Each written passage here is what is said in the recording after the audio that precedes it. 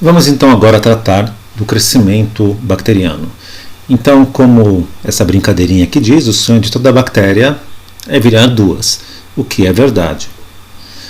Então, uma bactéria é um ser unicelular que se divide de forma assexuada, em um processo conhecido como fissão binária. Neste processo, a replicação do material genético do DNA da bactéria, formação de um septo e a separação desse septo, formando duas bactérias idênticas à bactéria-mãe. Esse processo continua durante muito tempo e numa forma de crescimento exponencial. Então, de uma bactéria vamos para duas, duas para 4, 8, 16, 32 e assim por diante, conforme mostra aqui essa sequência de números. Se nós formos observar então o crescimento de uma bactéria e colocar isso na forma de uma equação matemática, o que nós vamos ver é o seguinte: o número de bactérias final é igual ao número inicial vezes 2 elevado a esse nzinho. Esse nzinho é o número de replicações, ou seja, o número de gerações. Aplicando o log dos dois lados, nós chegamos que o nzinho, ou seja, o número de gerações, pode ser calculado subtraindo o log de n0 do log de n dividido pelo log de 2, que é 0,301. Então, essa equação aqui super simples, ela já determina de forma razoavelmente precisa, aproximada pelo menos, o crescimento exponencial de uma cultura de bactérias. Mas se a gente colocar isso aqui num gráfico, a gente vai observar o seguinte, que aqui, por exemplo, nós partimos de uma bactéria no tempo 0, duas bactérias no tempo 1 hora, 4 no tempo 2 horas, 8 no tempo 3 horas, 16 no tempo 4 horas e assim por diante. Mas o que está transparecendo aqui, e é o que essa fórmula está dizendo para a gente, é que aqui, durante essa hora, a bactéria está quietinha e chega depois de uma hora, ela se replica. A mesma coisa entre 1 e 2 horas, ou seja, entre 1 e 2 horas não acontece nada, às 2 horas a bactéria replica. As duas bactérias, nesse caso, replicam. Mas será que é isso que acontece? Não, né? Ou seja, não é o que está acontecendo. As bactérias, na verdade, elas estão se replicando de forma contínua. E numa população grande de bactérias, você vai ter bactérias que vão estar se replicando, vão estar no início do processo de replicação, no meio do processo, no final do processo de replicação. Não há uma sincronização que as bactérias falam agora, ou pensam, ou agem da seguinte forma: agora vamos todas nos replicar. E aí se replicam. Isso não acontece. O crescimento, na verdade, é exponencial e contínuo. Então, essa forma de medição de crescimento bacteriano, ela está equivocada. E, portanto, essa fórmula que vocês estão vendo aqui, ela é aproximada. Ela não vai dizer para a gente exatamente como se dá o crescimento bacteriano, mas de forma aproximada, sim. O gráfico, em realidade, que nós devemos observar é um gráfico exponencial. Uma bactéria, 2, 4, 8, está vendo? O crescimento aqui é contínuo. Então, por exemplo, às 5 horas e meia, você tem mais bactérias do que às 5 horas. Mesmo que elas não tenham chegado até às 6 horas. Ok? Então, há um crescimento contínuo exponencial dessas bactérias. Esse gráfico aqui, ele dá a entender, ou melhor, ele sugere de forma equivocada de que no início o crescimento é mais lento do que no final. Mas isso é uma ilusão porque o eixo y ele é, neste caso, aritmético e não logarítmico. Então, se o eixo y for logarítmico, como aqui, aí que nós obtemos uma reta perfeita. Então, essa é a forma correta de notação de crescimento bacteriano, um gráfico semilog. Eixo x aritmético, o eixo x é o tempo, e o eixo y, que é a concentração, o número de bactérias, logarítmico. Okay? Então, sempre que vocês forem notar crescimento bacteriano, ele tem que ter essa forma. Infelizmente, este ano, como nós não teremos essa aula prática, nós não vamos cultivar bactérias a notar o seu crescimento, mas nós temos uma aula prática de crescimento bacteriano, onde vocês trabalham com esses gráficos semilogarítmicos. Ok, então se o crescimento é exponencial contínuo, então ele deve ser regido naturalmente por uma equação diferencial. Vocês estão bastante acostumados já com o cálculo diferencial integral, então isso aqui é algo bem tranquilo. Essa aqui, na verdade, é a equação diferencial mais simples que existe, que eu tenho conhecimento.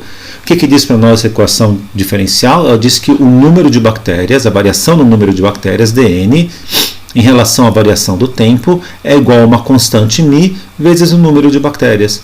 Então, a equação diferencial que rege o crescimento exponencial, isso vale para bactérias e vale para qualquer crescimento exponencial, ela depende do n. Então é isso que define um crescimento exponencial. O crescimento exponencial de uma população depende do número dessa população em um tempo anterior. Vamos então resolver essa equação. Vamos primeiro separar as variáveis. Então, nós obtemos dessa forma um n dn é igual a μ dt, né? Separamos o n do t. Agora a gente vai integrar. E aí a gente integra um lado, integra o outro lado. Vamos primeiro ver o lado esquerdo, tá? Então, quando nós integramos 1 sobre n, então o integral de 1 sobre n é ln de n. Veja que n aqui é absoluto, porque não há número negativo, né, de bactérias, ele só pode ser no mínimo zero, só pode ser positivo. Então o integral de 1 sobre n dn é o logaritmo natural de n mais uma constante que vamos chamar de C1. Vamos resolver agora o lado direito da equação. A integral de dt, μ é uma constante, tá? Então não precisa ser integrada. A integral de dt basicamente é t, porque a integral é a soma, né? A soma de todas as derivadas. Então a integral de dt é igual a t. Então o que nós obtemos aqui é que a integral de dt é igual a μt mais uma outra constante que vamos chamá-las de C2. Agora vamos juntar os dois lados da equação e nós obtemos então ln de n mais C1 é igual a μt mais C2. Vamos simplificar, simplificar essas constantes. Nós não sabemos qual o valor nem de C1 nem de C2, mas um mais o outro ou menos o outro vai dar uma constante qualquer. Então a gente vai combinar as constantes C2 e C1. Dessa forma nós vamos obter ln de n é igual a μt mais c. Tá? Então simplificamos, ao invés de C1 e C2, temos apenas uma constante que é c. Ok. Como que a gente vai definir quem é c? No tempo zero. No tempo zero, então a expressão μt vai ser igual a zero, portanto o ln c vai ser igual ao ln de n0. Então, C é o ln de n0. Agora nós podemos colocar essa variável substituindo C por n0 e nós vamos ter então ln de n, voltando à nossa equação original, ln de n é igual a μt mais ln de n0. Vamos nos livrar agora dos...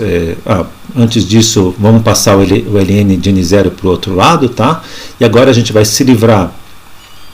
Não, antes disso, vamos fazer uma fração, vamos simplificar ln de n menos ln de n0. Então, essa é uma regra de logaritmos, né? Vocês conhecem. O log de alguma coisa menos o log de outra coisa é igual ao log do primeiro sobre o segundo, né? Então, ln de n menos ln de n0 é a mesma coisa que ln de n sobre n0, isso igual a μt. Agora a gente vai se livrar finalmente do ln, é só colocar e colocar o ln de n sobre n0 como expoente. Então elevamos e elevado a ln de n sobre n0 é igual a e elevado a μt. Então o logaritmo e elevado ao ln de qualquer coisa é qualquer coisa. Então n sobre n0 no final vai ser e elevado a μt, e aí já chegamos praticamente na nossa equação final, que é n igual a n0, n é igual a n0 vezes e elevado a μt. Okay? Então vamos ver o que diz essa equação para a gente. Ela diz o seguinte: o número final de bactérias é igual ao número inicial vezes e elevado a μ. Quem é μ? μ é essa taxa aqui, essa taxa de crescimento que constava aqui, a mesma taxa. Então, é elevado a μ vezes o tempo. Essa é a nossa equação. Nós podemos transformar essa equação para determinar como se calcula o μ. Então, é simples, μ é igual a ln de n sobre n0 sobre t. Podemos também transformar novamente essa equação para determinar o tempo de geração. O que é o tempo de geração? É o tempo que demora para uma população de bactérias dobrar de tamanho. Então, o tempo de geração é igual ao ln de 2n0, né? Porque é o dobro de n0 sobre n0, corta n0 com n0. Então, o tempo de geração vai ser igual a ln de 2 sobre μ. E, finalmente, nós temos uma última equação aqui. Como que nós calculamos o número de gerações? O número de gerações, que a gente chama aqui de nzinho, é igual a μ sobre ln de 2. Isso vai determinar o número de gerações que passaram. Ok? Então, essa é a resolução dessa equação diferencial, que determina como se dá o crescimento exponencial de qualquer coisa, tá? Seja de qualquer população, de bactérias, de células, de animais, não importa, de seres humanos, todo mundo que tem crescimento, que cresce exponencialmente, ou por exemplo o coronavírus, né? O SARS-CoV-2, onde há crescimento exponencial, a gente utiliza essa equação simples que determina o seu crescimento dessa forma.